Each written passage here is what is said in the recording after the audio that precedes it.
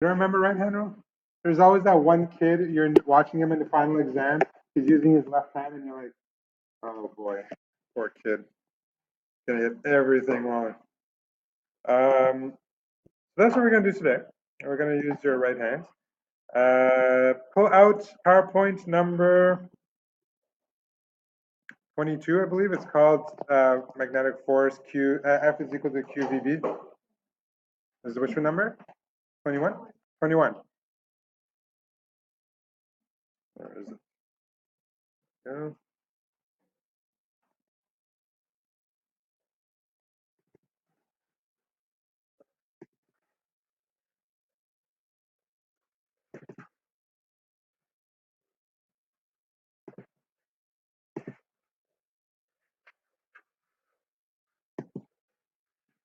All right. So I don't know if you guys remember, well, I hope you remember actually, when we had electric field, right, depending on if it was a positive charge or negative charge, it would either follow the field lines or go against the field lines. We're going to have to think of it along the same ways. Now, just a quick recap of last class. If I have a charge, does it produce, or does it feel a magnetic field or a magnetic force? If I have just a charge, does it feel a magnetic force? No, it doesn't. What does this charge need to do in order for it to feel a magnetic force? It has to move, absolutely. Okay? And if it has to move, that means it needs to have a what? A velocity, absolutely. Okay, so this is going to be the key part of this. A charge will feel a magnetic force if it's in movement. And if a charge is in movement, we call that what? It's for sure velocity is a vector, but there's a term for it that we use in this course a lot. Current, exactly, right? All right.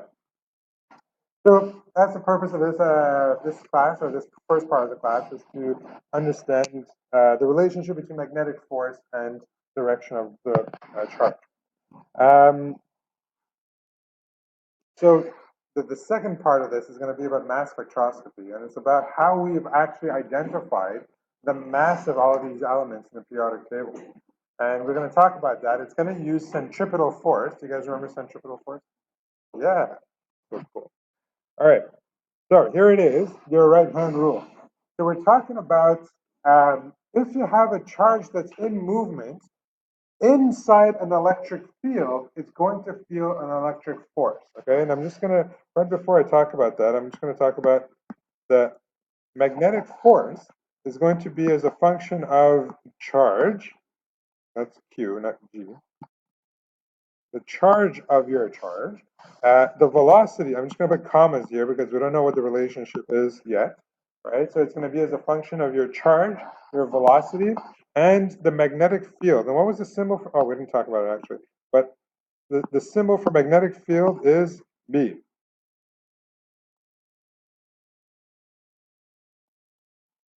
Oh, I don't know how we get rid of that book. Magnetic field.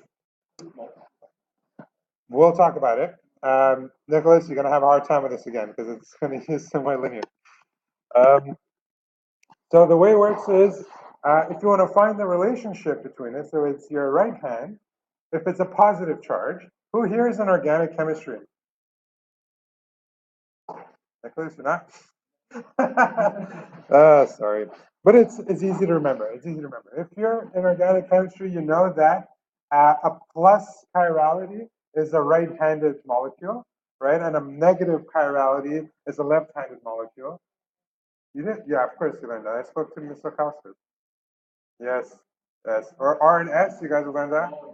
Okay, it's the same stuff, right? So plus would be right-handed, all right? Which means that if you have a positive charge, you use your right hand. If you have a negative charge, you use your left hand for this, okay? So just maybe remember that. So I tried to come up with a bunch of cool mnemonics for you guys to remember. I thought the organic chemistry one would be cool, but it sounds like you guys might have learned it differently. But another really weird one we were thinking of. So this is just Lee, Kim, and I having fun in the office trying to find a cool mnemonic for which one to use.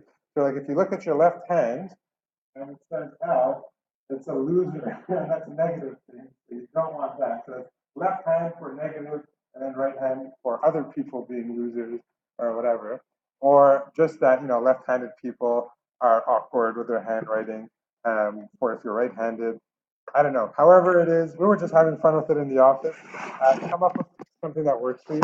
But that's essentially it. You got to remember that for positive charges, you got to use your right hand.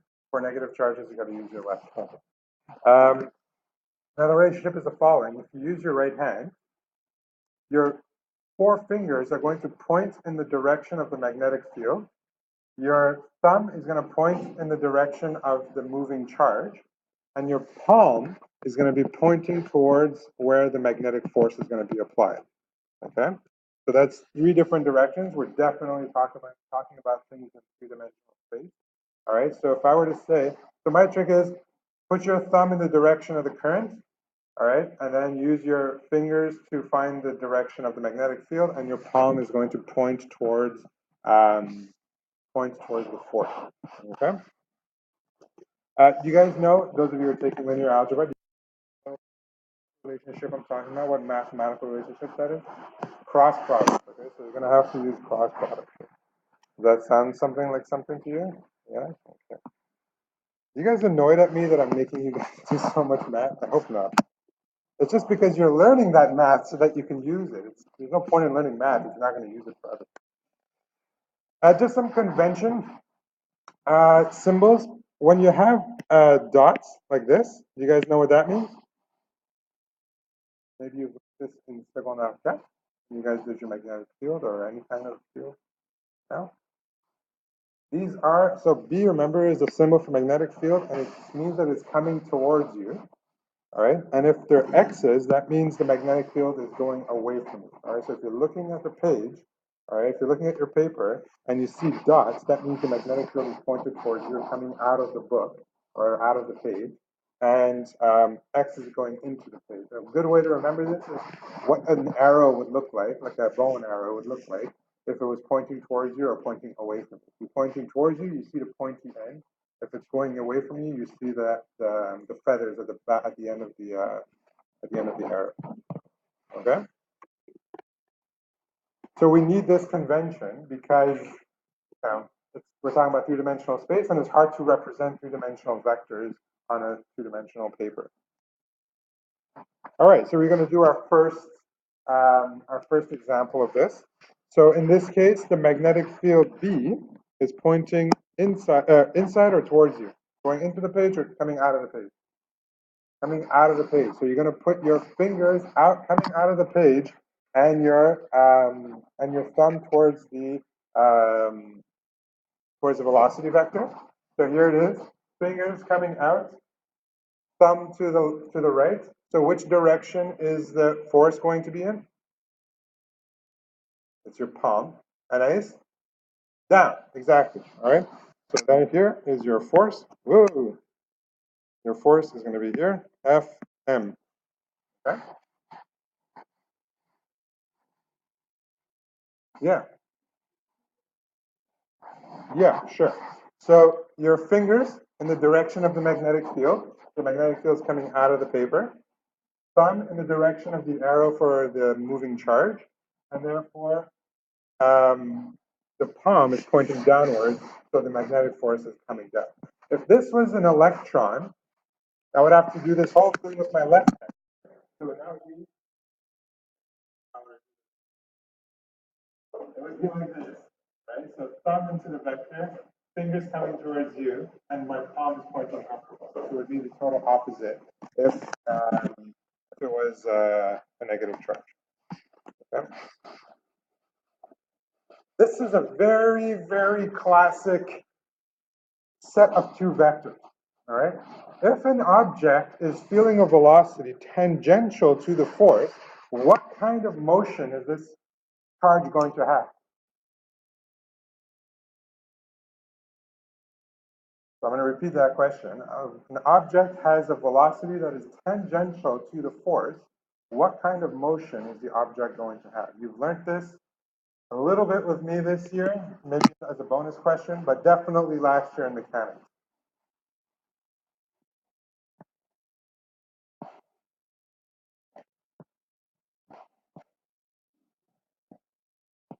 that's what I'm looking for, is for you guys to tell me the motion. I'm not going to let you hang and dry, but I want you guys to think about it. I'll give you a hint, all right? If the velocity were upwards, right? If the velocity were upwards, then the force would be where?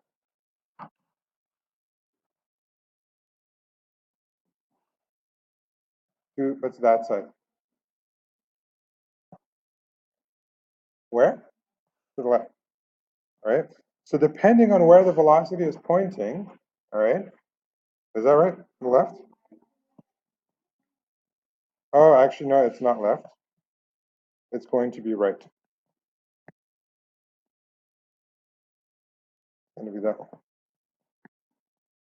All right, so if you're changing the direction of the velocity, the direction of the force is also changing. Okay, so now does that remind you of something?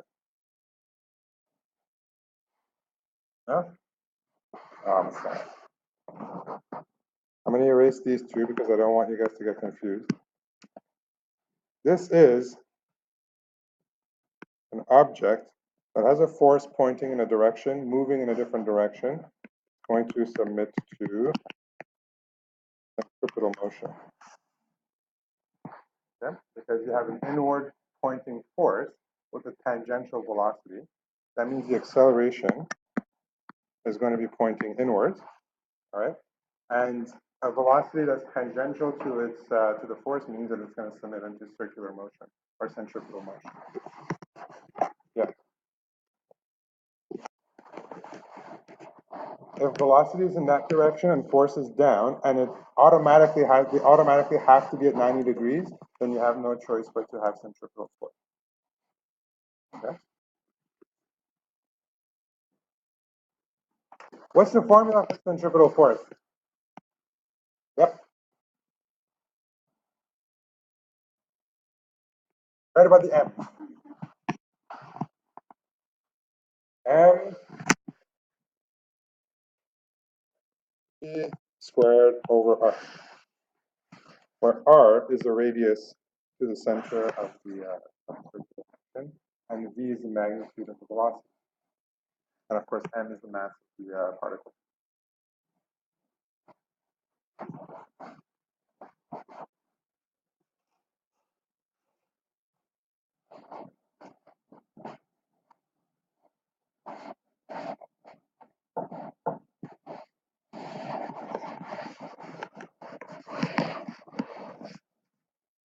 Okay?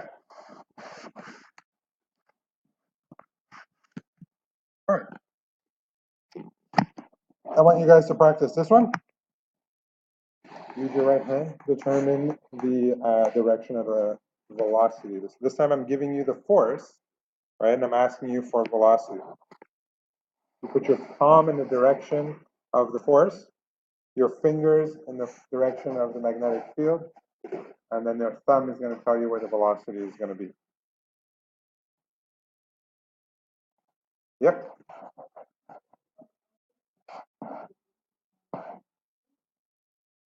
Yep. They're all 90 degrees with each other. Yep. So in this case, velocity is in which direction? What did you say? Down. You said up, up, up, up. So again, let's try it again. Exactly. So you put your fingers into the page, your palm facing in the direction of the force, and therefore your thumb is pointing upwards, and your velocity is going up.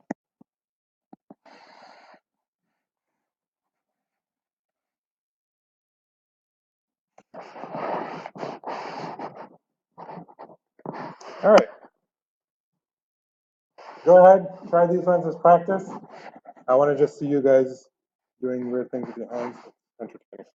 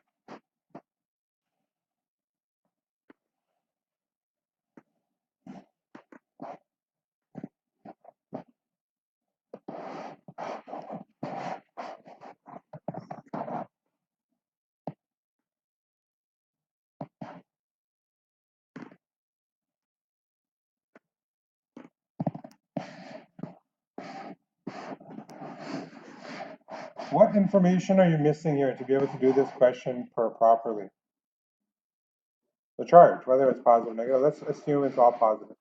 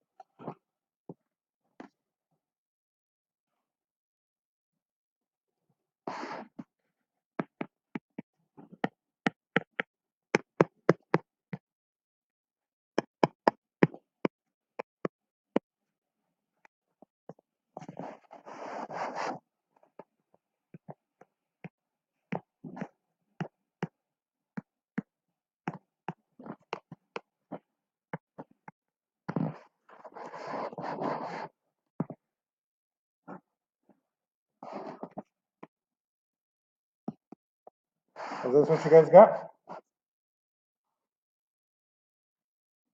Any one of these you need me to explain?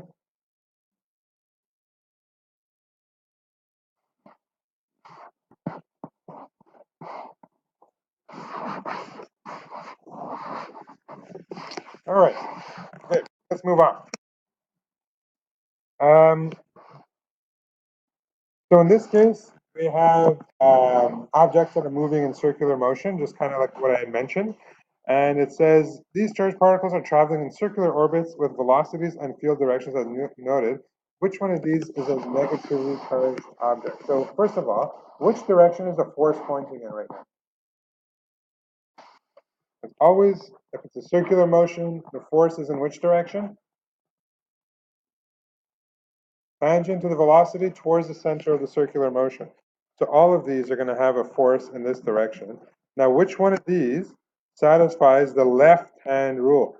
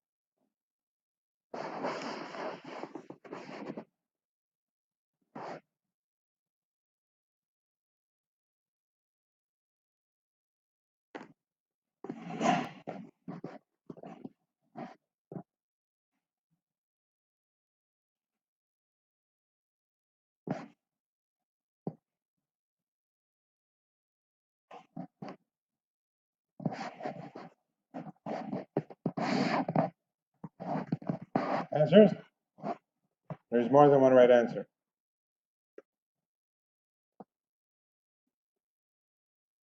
Yeah? A and C. Okay.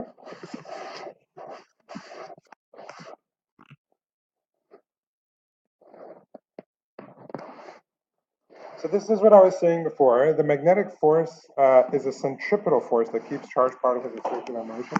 So we talked about that, and we have to just remember that Fc, or centripetal force, is equal to mv squared over r. I'll be using that later on today when we're doing mass spectrometry.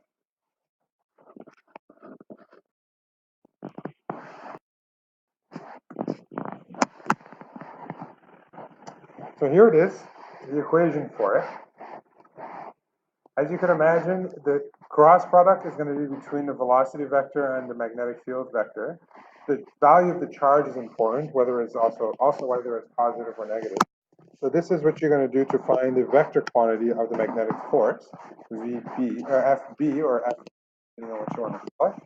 And if you want to find the magnitude, you can use this relationship where you use the charge multiplied by the magnitude of V multiplied by the magnitude of the magnetic field multiplied by the sine theta that separates the two vectors.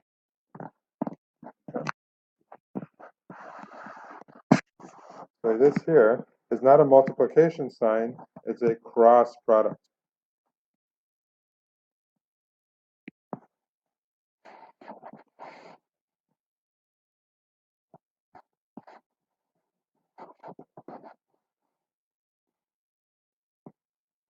And this bottom one here, this is for magnitude.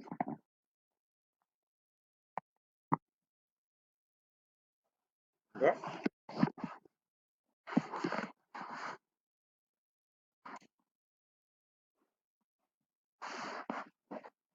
So what's the major difference between magnetic field and electric field? You have a question or you want to answer this? Yep. The angle is the angle between the two vectors. So let's say we're talking about linear algebra terms here. So if I have vector v and vector b with an angle theta in between them, the cross product is going to be there. That's perpendicular to both of them, right? And it's going to have a magnitude equal to the sine product of the two vectors. Not always. Not always. Just the force has to be totally perpendicular to both vectors. But the two other vectors don't have to be perpendicular to each other.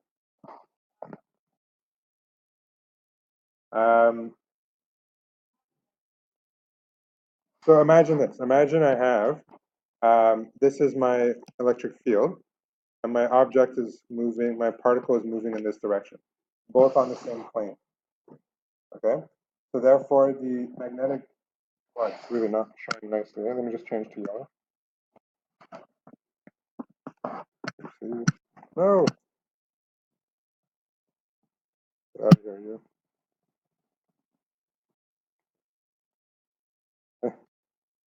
Okay, so let's say I have this vector here, and this vector here, b and v, right?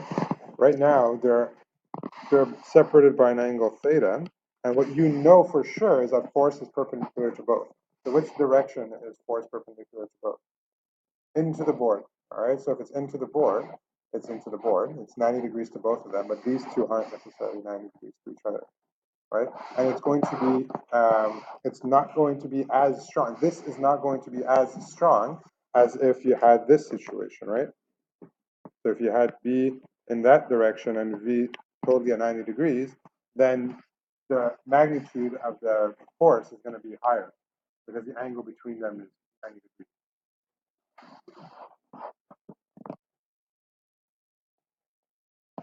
How do you find V if you have B and F? Well, you have this equation here. You have to know the angles between them. And this is, remember, this, the right-hand rule is going to tell you which direction things are. If they're at 90 degrees or if they're at sine angle degrees to find out where the force is.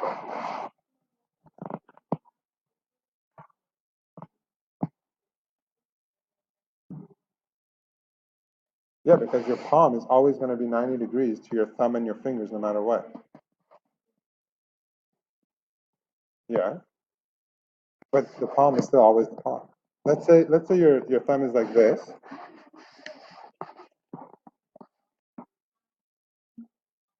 Oh, I see what you mean. You would have to be told that the velocity is perpendicular to the field vector. Yeah. Yeah. Okay, so contrasting electric field and magnetic field, a charge needs to move in a magnetic field. What is it? What about an electric field? What happens to a charge in an electric field? Does it need to be moving? No? Yes? It does not need to be moving in an electric field. The charge does not need to be moving in an electric field. And does it move afterwards in an electric field? Like, what is it? Why? So, how does the charge behave in an electric field? You put a stationary charge in an electric field, what's going to happen to it? It's going to start moving, so there's going to be an acceleration, right? So in a magnetic field, the charge needs to already be moving and will stay at constant velocity but change direction, all right? So I'm going to write this down in E versus B. The charge accelerates uniformly and linearly, whereas this is a problem. As in a magnetic field, the charge will undergo circular acceleration.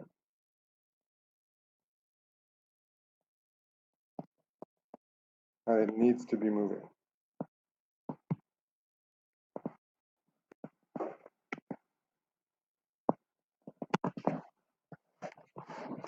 Okay. So I wrote charge accelerates uniformly and linearly. That's what I wrote on the left.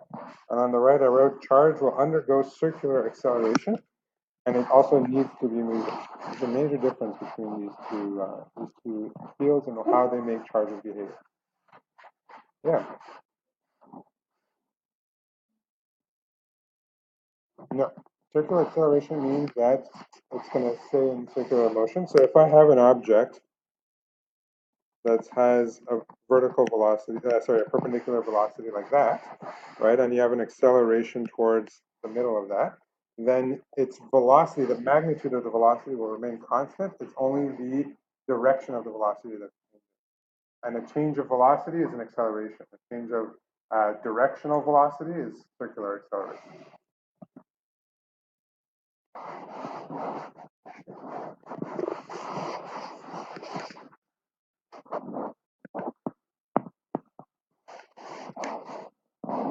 Okay.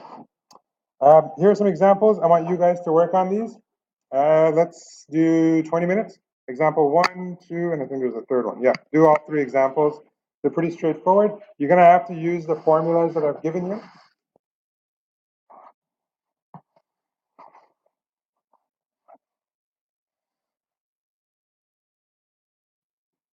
Please talk.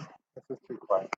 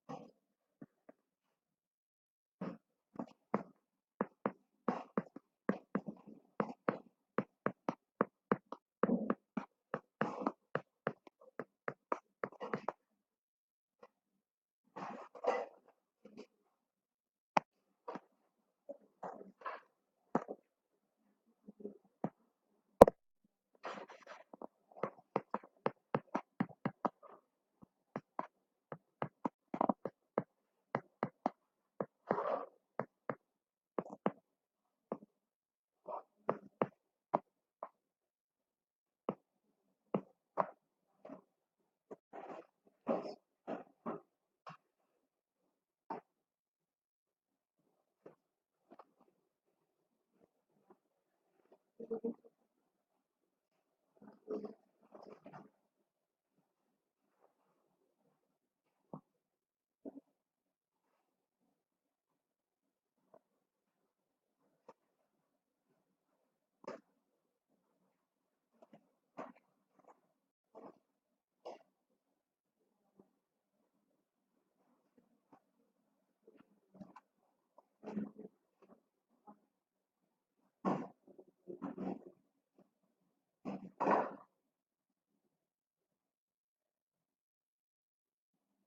drawn the electric field, the magnetic field, and the gravitational field directions on my diagram.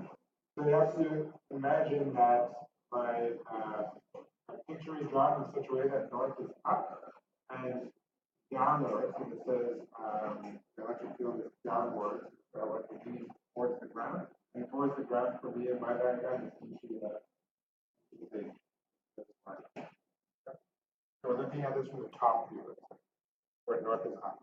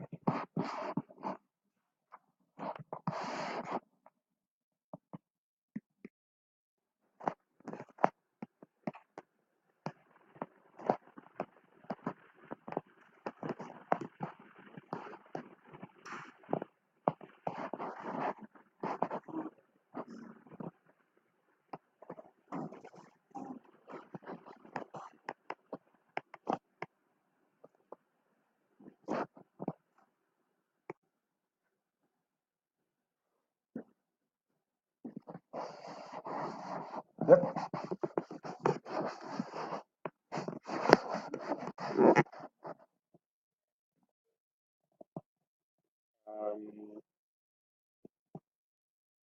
Which criteria?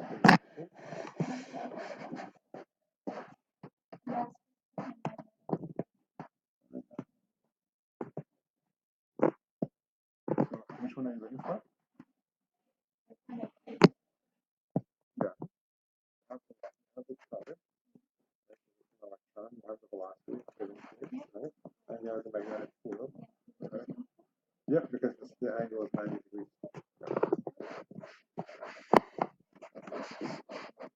So I figured out that my magnetic force is going to be upwards, my electric force is going to be upwards, and my gravitational force is going to be downward.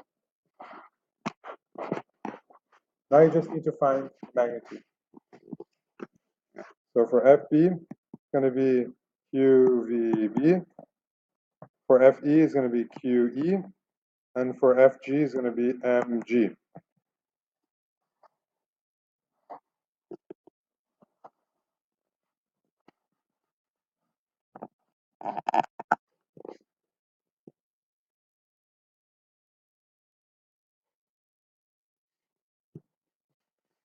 For example 2, you're going to need to know about centripetal force. So MV squared of R.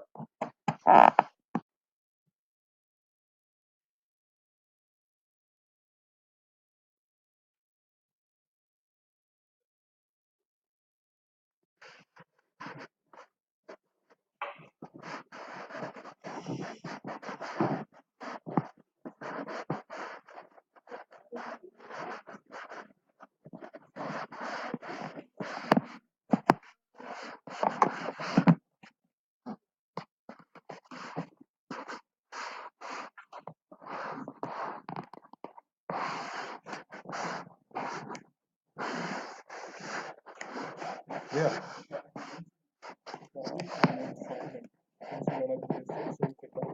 Number 8 is there, right? So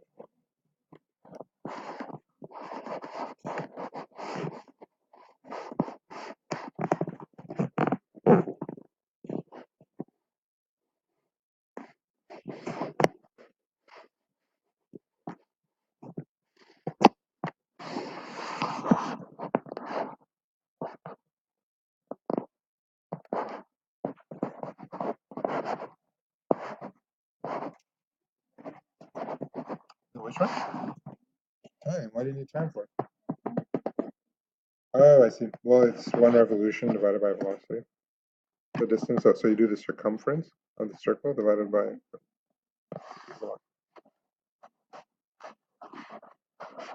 U. B is the magnetic field.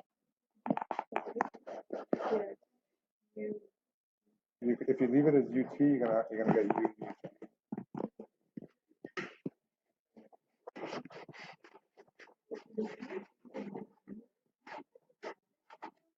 I didn't. It's just a matter of plugging the numbers in.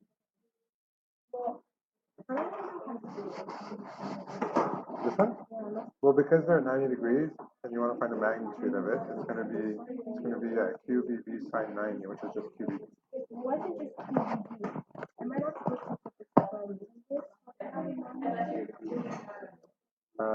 Square root. No, what?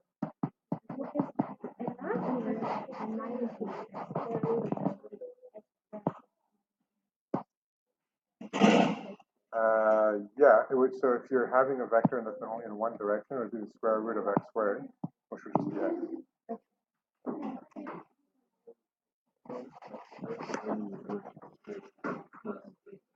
The electric force. So the magnitude is towards the page, right? It's going downwards. Forget about the page. You have electric field going downwards, and you put an electron in there. Does it go in the same direction as the electric field, or the opposite direction of the electric field?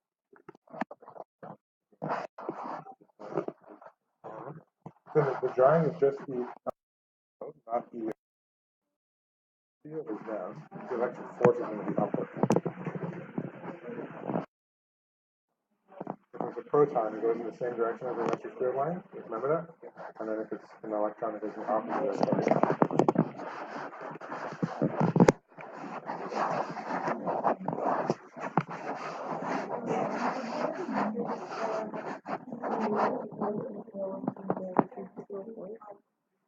Yes.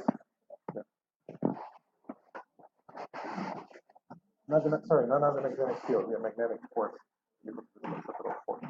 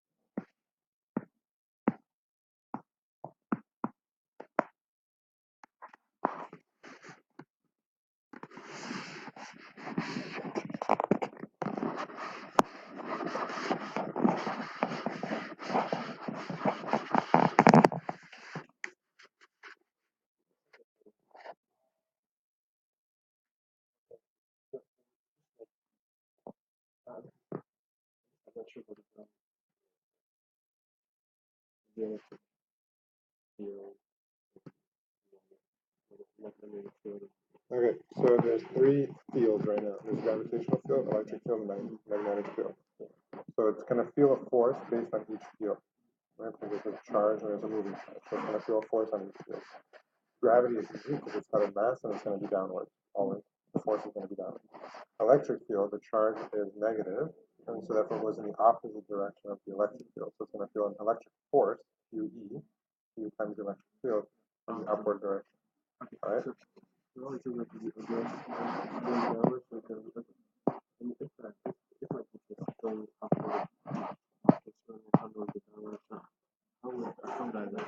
you would drive the electric, how you would drive it? Yeah. So the electric field upward is this way, right? So I would draw electric field like that. What was the opposite?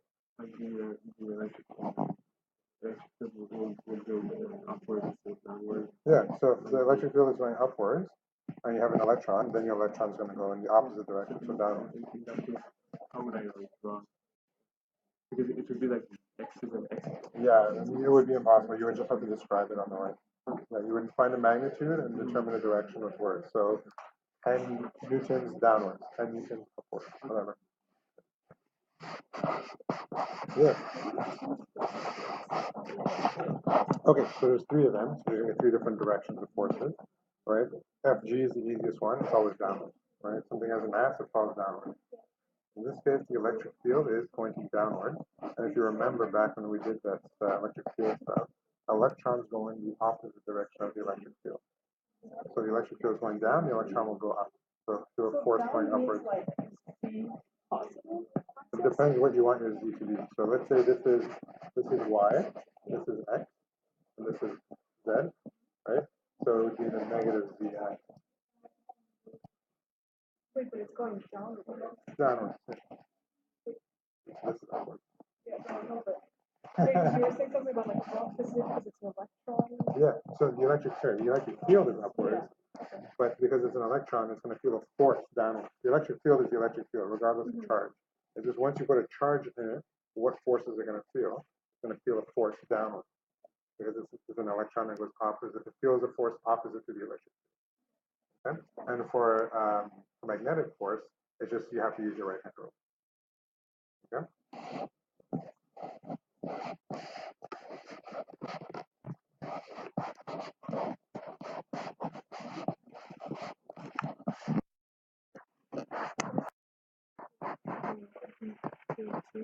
Because I had a V on the left as well, so it doesn't really Okay, I look thought like it was it, but I yeah. crossed it. So is this the same thing that I did? I wanted to do this and take the x into the thing. Yeah, it's the same thing. Yeah. No, because I don't have the document open. Do you want to just email it to me?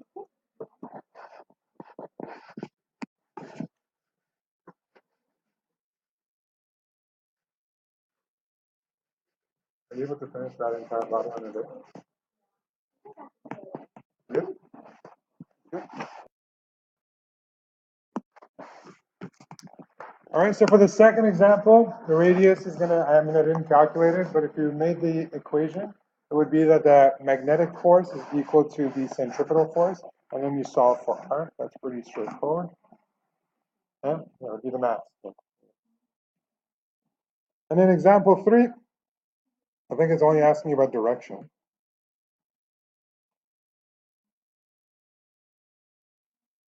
Oh, it's magnitude actually, and direction.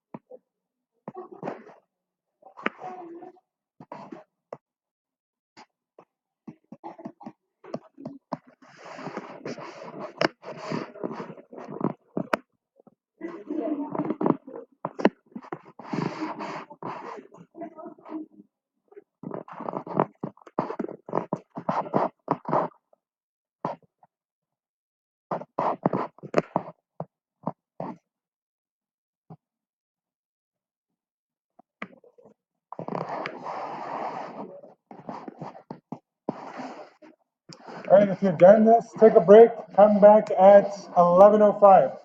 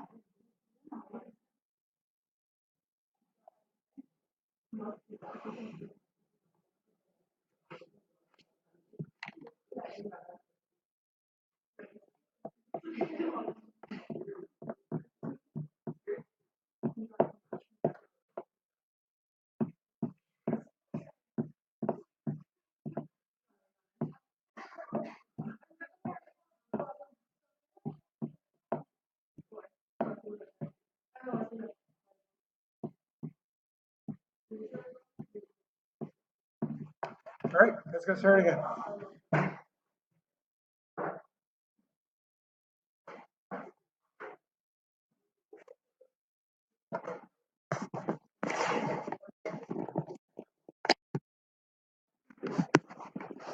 So mass spectroscopy is a huge field. If you're a chemist or any kind of geologist or anything that deals with identifying the unknown, using a mass spectroscopy is the mass spectroscoper is really going to be a big part of your studies and your work. Here we have actually quite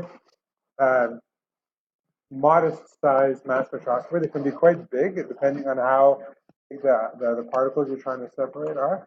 And it's kind of like, it has to be tuned to very, very small things. So essentially what it's going to be doing is just finding the mass of single molecules or even single atoms. All right, and that's really important because you can identify the unknown. Like for example, you're given an unknown sample from an asteroid that you've uncovered. You want to know what element is there. You would put it into the mass spectrometer, and it's going to be able to tell you the mass of the different elements that you've identified. And if you have the mass of the element, you have the identity of the element. And this is actually one way to discover new elements that we have, is if we put in a single atom in there and it doesn't fit any of the criteria that we've already established, then it's probably a new element. At this point, we've discovered pretty much all that there is to discover for elements on Earth, but there's still the possibility of discovering new ones or creating new ones or discovering new molecules and things like that. It uses the concept of magnetic field very strongly together with electric field, all right?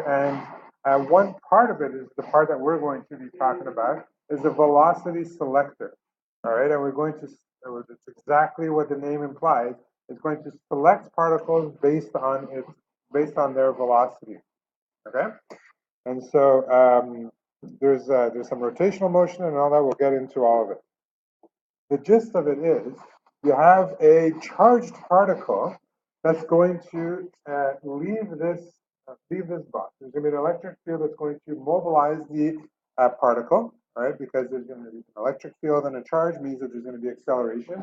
You're going to accelerate it here, and then during this phase of the mass spectrometer, you're going to select for velocity. All right, so only the ones where the velocity that you specifically selected for are going to be the ones that enter the slit, and we'll explain how that works. And based on its mass and the value of the electric field over here, it's going to curve at a certain radius. And the radius of it is going to select for its mass, right? So if we can figure out what this radius is, and this radius is going to be large enough for us to be able to measure it, depending on the radius here, we can identify what the mass is, because we know that mass plays a role in centripetal force, and if we have the radius and the velocity, we can figure out the mass. Okay. So essentially, this is what I talked to you guys about. What's going to happen is you're going to accelerate the charged particle here, and then between these two slits is going to be the velocity selector. All right, that's the part where we're going to really be talking a lot about today, is this mass here. And then based on its, so there's going to be an electric field here. You can see the solenoids or the electromagnets here. There's going to be a strong magnetic field. And based on that, there's going to be this curvature. And only the proper curvature will get your masked particle to reach the detector at the end. All right. So if your object is too big or too small, it won't make it through. So what you do is you set your electric field to a certain setting that selects only for, like nanogram, like 4.7 nanogram particles. So only 4.7 nanogram particles will be able to do this. You detect it. Now you try a different mask to see if you have anything in a different mask. You toggle the mask setting, and then the detector will find it and see if it's present. Okay. It's important that the particles are charged, or in this case ionized, because otherwise it won't be submitting to any kind of magnetic force, and it won't be submitting to any kind of electric force either. Okay? So there's three major components to talk to you guys about that. So there's the ionic source and parallel plates that accelerate the particle. There's a velocity selector, which is going to choose the right velocity to let the particle through. And then there's going to be the detector system through the magnetic field, which is what I explained at the end. Okay? So now, during this velocity selection phase, there are two forces in play. There's the electric force and there's a magnetic force. All right. So the total force that the object or the particle is going to exhibit is going to be electric force and magnetic force, and these two are going to give rise to its total force. All right. And if I have an object going in the straight direction like this, if I have an object going in the straight direction like this, I'm going to feel, they set up the machine this way so that there is going to be a magnetic force in that direction. So this is going to be V. And there's going to be an electric force in the opposite direction, whether it's left or right or up and down. It doesn't really matter as long as they're opposite to each other. All right, and what's going to happen to this particle if Fe is exactly equal to Fb? Yeah? The result, it won't be accelerating in which direction? In the x direction. So the object will continue going straight. Okay, and that's the key part of it. All right, so if Fe and Fb are equal, the particle continues moving in a straight line. Okay, because there's no lateral acceleration. All right, so this is the principle here. You have a magnetic field. You can see the magnetic field by the x's here. All right, you have the electric field because you have two charged parallel plates. Right, and the magnetic field and the electric field, in this case, are opposite. So a magnetic field is in that direction, electric field is in that direction, velocity is in that direction. And it would continue going straight only if the two forces cancel out. So that means that FB has to be exactly equal and opposite to FE. And we can write out the formulas for these because QVB is going to have to be equal to QE. Okay? What happens if the velocity of the particle that's moving is too high or too small?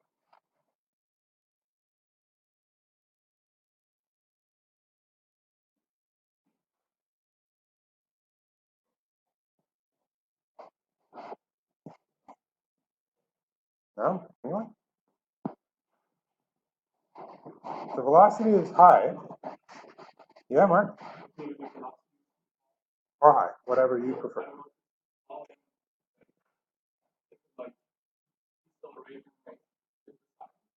Exactly, right, exactly. So if the velocity is too low, means that QVB is going to be less than QE, then this vector is going to be slower, and then this vector is going to win, and the object is going to curve in this direction.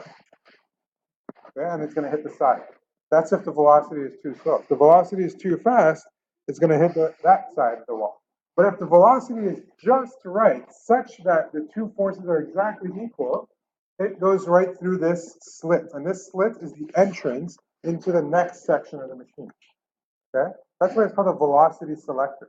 It only selects, this machine only selects for the particles that have the exact velocity that you want it to have.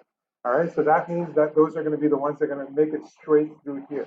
If the velocity is too low, curve out to the side. Too high, curve out to the other side. Not going to make it through the split. Okay, so you can actually calculate this value based on this very simple equality here. You guys understand what I'm saying? Makes sense? So essentially, if I were to cancel out my Q's, I would have that VB is equal, or VB is equal to E, and that the velocity is going to be equal to E divided by B.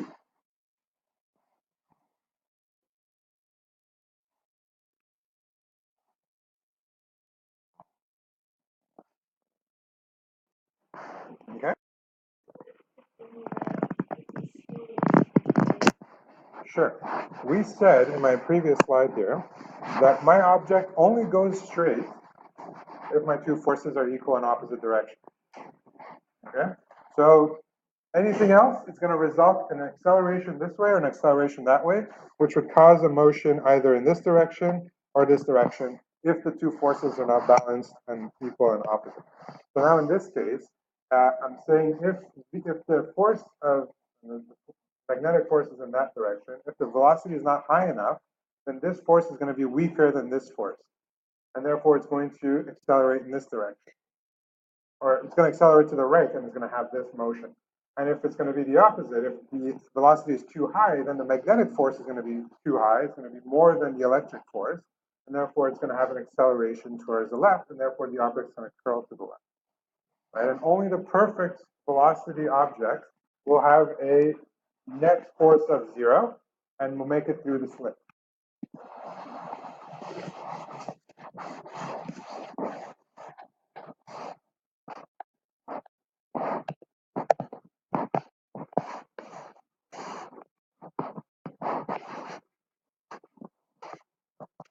So far, so good?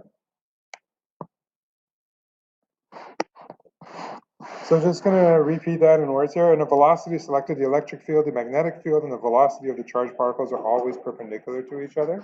So we talked about how in this previous slide we have an electric field.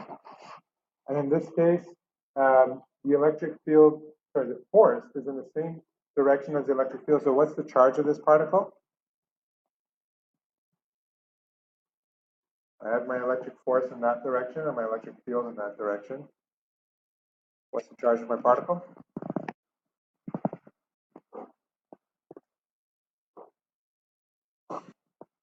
Also notice that this is a positively charged plate and this is a negatively charged plate, and the electric force is going to make the particle go in this direction.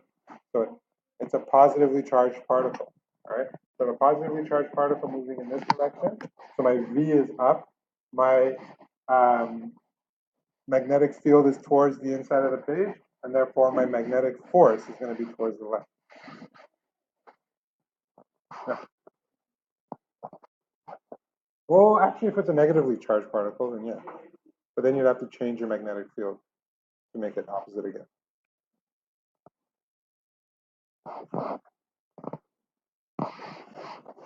You would have to change the magnetic field based on if it's a positive or negative. So if you had, if this was a negative charge, right, both of the forces would be in that direction, right? In the right direction? Well, because, oh, right, because then it would do the opposite. Yeah, you're right. It would always go straight. Yeah, it would always be opposite.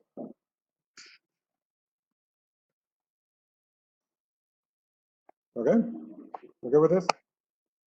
So let's do an example of calculating the velocity. Go ahead, it's very straightforward. It's V is equal to E over B.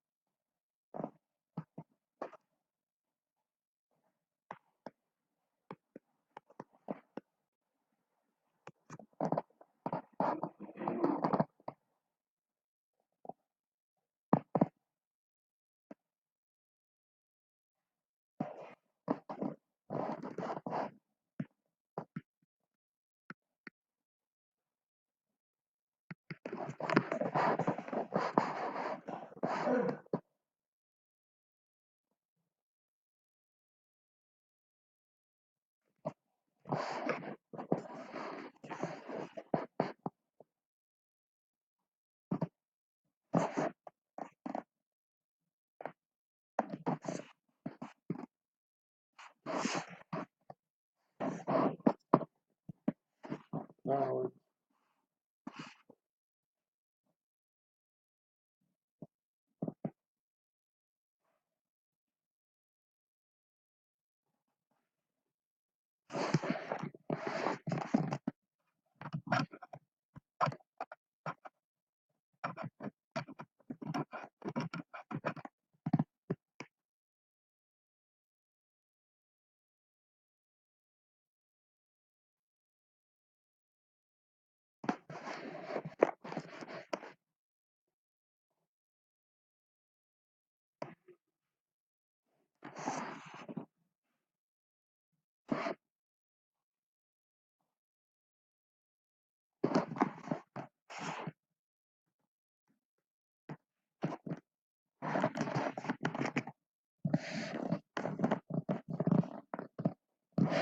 All right, so to find the velocity, you would do, this is easy equation, E over B.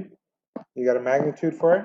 Now for the direction, it's a bit trickier because you're going to have to draw your diagram here. It says the magnetic field is going downwards. The electric field is going towards the right. We know it's an electron, or a negatively charged particle, right? Yeah, an electron, which means that its force, its electrostatic force, is going to be towards the left, which means that the magnetic force needs to be towards the right, right? And if we know the direction of the force and we know the direction of the field, we can figure out the direction of the velocity. And in this case, if you use your left hand, it's going to be into the page.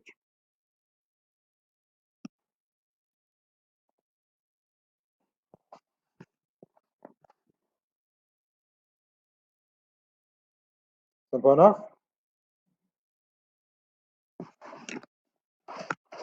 All right. So let's move on to the next phase of this.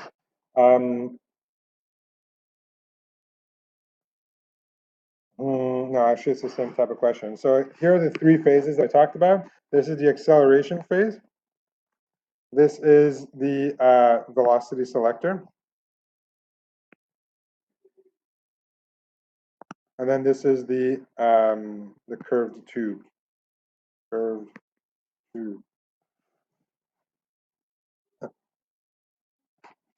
Yep.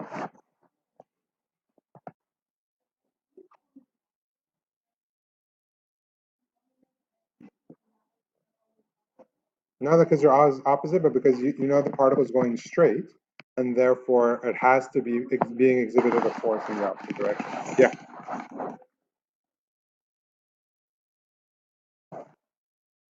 Yeah. An electron will be feeling a force in the opposite direction of the electric field lines.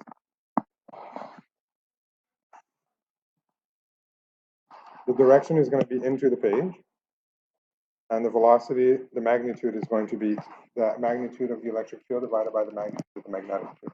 That's what we saw here. Did I have it backwards? No, that's right. V is equal to E divided by here.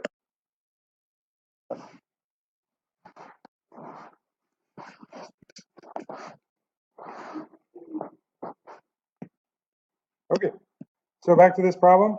It says a proton is accelerated from rest between parallel plates, goes through a velocity selector in region 2 before entering region 3.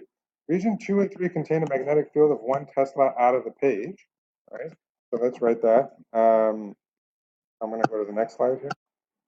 P is equal to 1 Tesla outwards, or upwards, or outwards.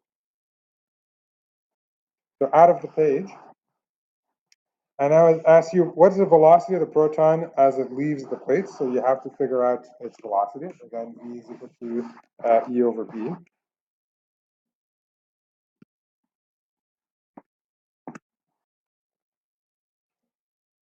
Did they tell you the electric field? Oh, they give you the potential difference. You're right. So you would have to find the, you would have to find it based on that. So remember we did this in the electrostatic section? It starts from rest, it accelerates from a potential.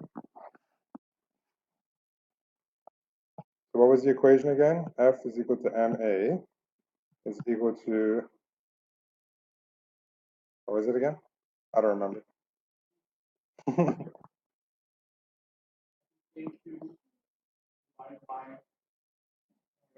R squared multiplied, but it had to be a force.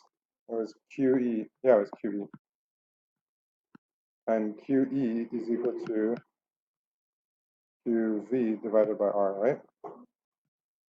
Ah, what is this happening? QV divided by R. So therefore,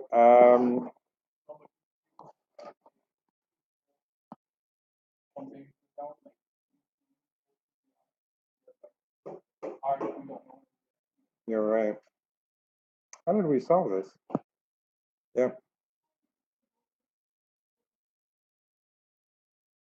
The voltage difference per charge gave us what though? Not velocity. Oh, it was the kinetic energy, right? Yeah, you're right. Yeah, absolutely. Yeah. Is it? I think it's just QV, not V over Q. QV is equal to 1/2 mv squared. Okay, there we go. There we got it. So QV is equal to 1/2 mv squared.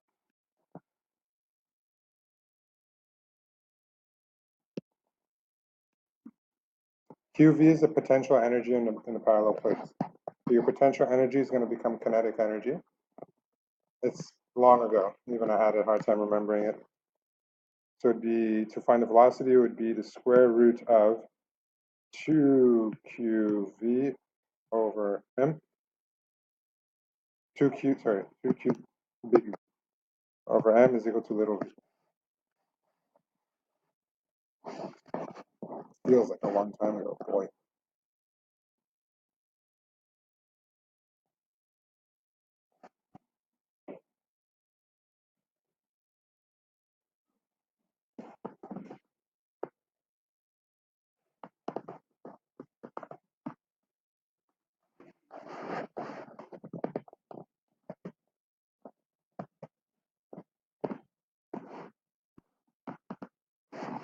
So the voltage is given here.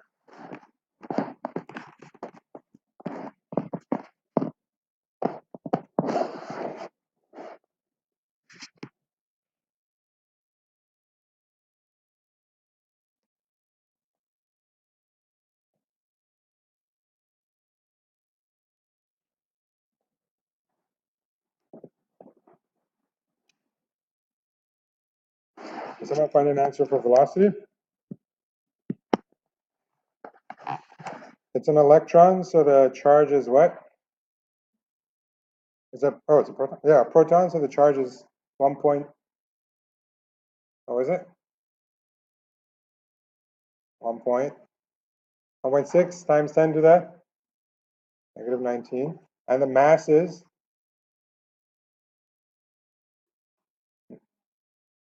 And 10 to the negative 27 kilograms. Okay, good. So we have all our values, and we can figure out the velocity. Someone give me a number.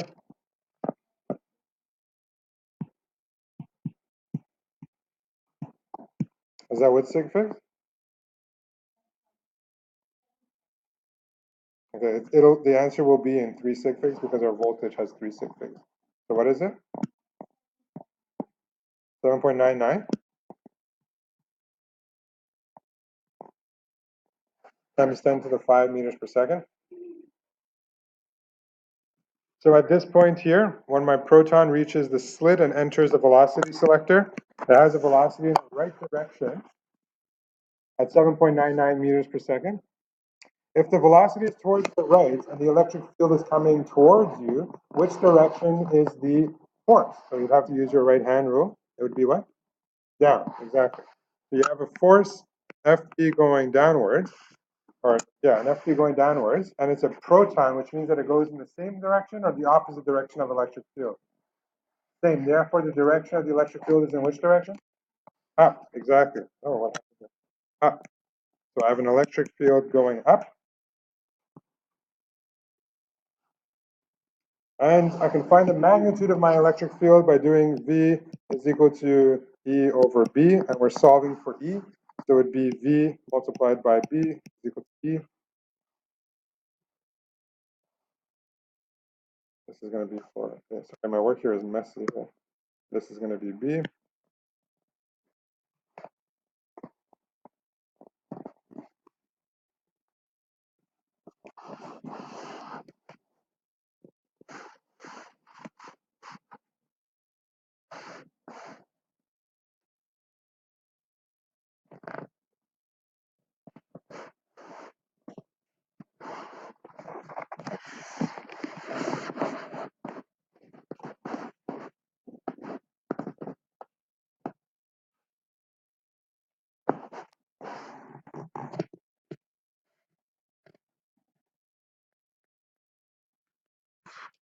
What answer for E?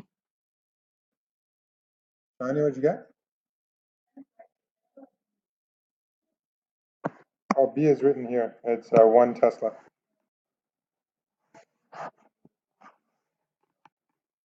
It's what? Okay.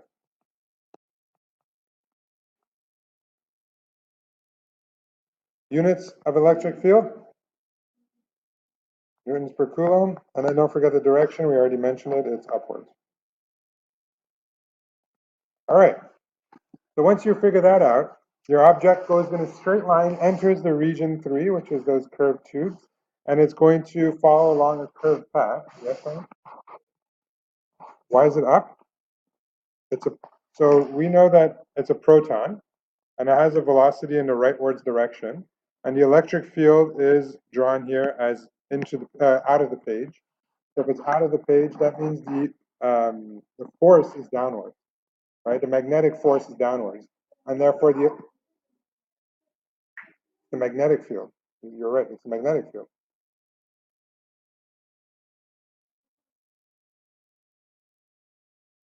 Hey?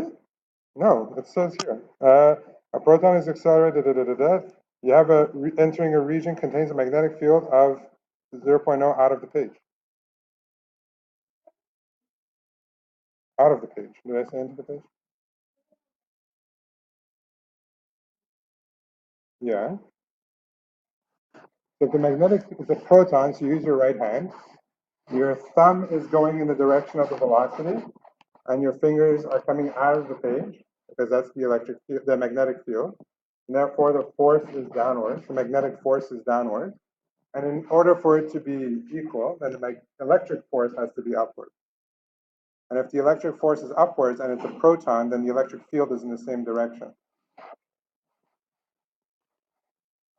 Yep.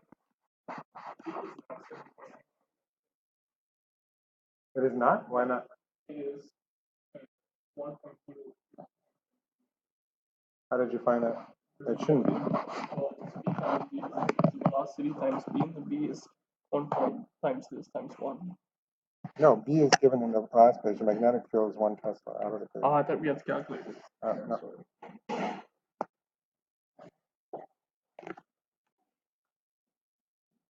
So electric field is upwards. We all agree with that?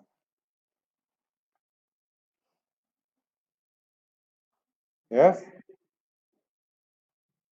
And finally, it enters a region where it only has a magnetic field and no longer has an electric field. Therefore, it's going to undergo some kind of centripetal acceleration that was going to be equal to the magnetic force, which is QVB, equals to mv squared over r. And we're solving for r, right? The velocity is the same. We have it. We have the mass because it's a proton. We have the electric field because it's still 1.0 Tesla. The velocity, again, we have it. The charge is because it's a proton. Yeah.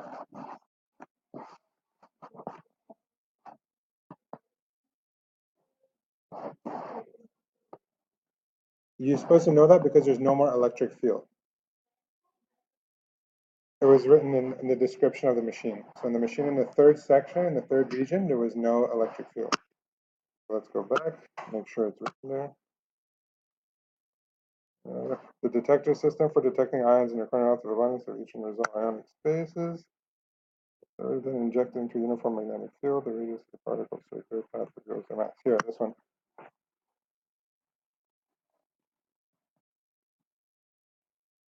Yeah. So it is accelerate into an area of uniform magnetic field, right? And the uniform magnetic field causes it to enter circular motion.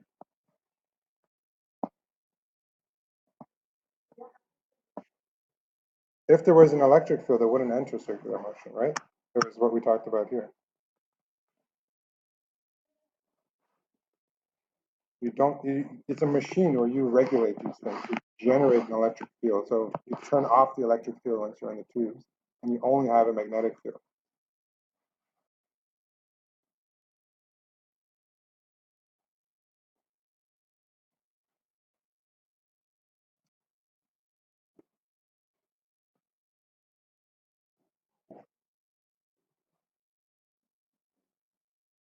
So now we're just solving for R, which is going to be equal to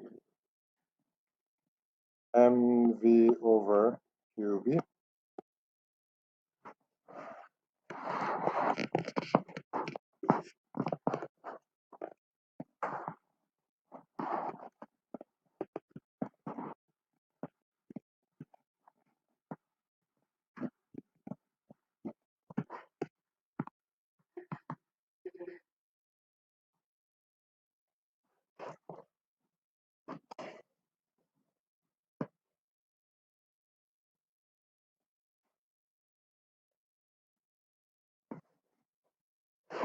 Don't have an answer?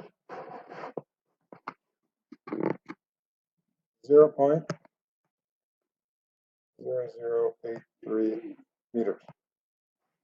So what everyone else got? Seems kind of small. Yeah? Okay.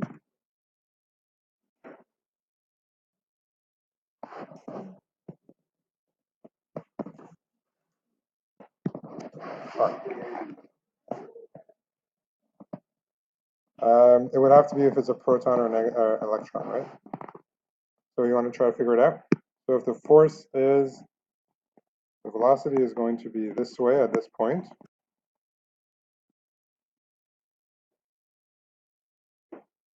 therefore the force is going to be downwards. So it would be number 2.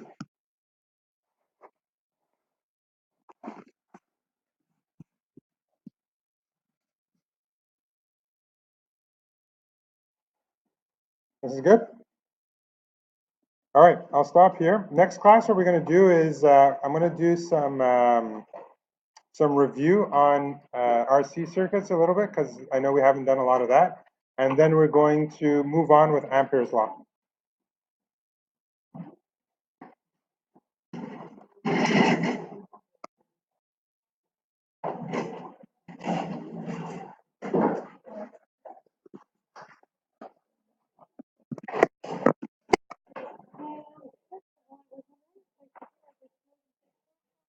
Yeah, actually, hold on.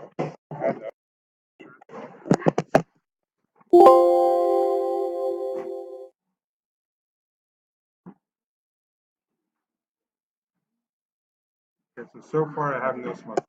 I have an alcohol breathalyzer. Yeah, I know. Okay?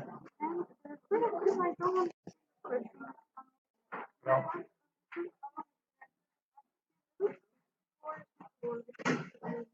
Okay, so the loops are what's important. Okay? Let me just turn this on.